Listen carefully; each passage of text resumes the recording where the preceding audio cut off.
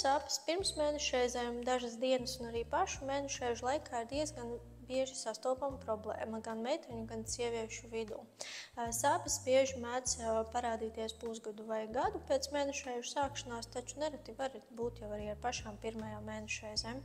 Lai atvieglotu situāciju, pats var mājās lietot pretsāpju zāles. Tās var izvēlēties, piemēram, ibumetīnu, dolmēnu un algidolu, ko var lietot pat līdz 3-4 tabletēm dienā, lietojot jau iepriekš, tuvojoties mēnešreizēm un tās mēnešreižu dienas, kad sāpes ir parasti.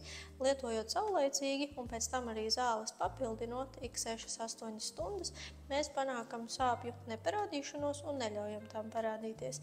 Ja šis nestrādā, 3-4 mēnešreizes lietojot, tad ir vēlams apmeklēt ginekologu, ka iespējams ir kāds cits sāpju iemesls vai ir vajadzīgi stiprāki pretsāpju medikamenti.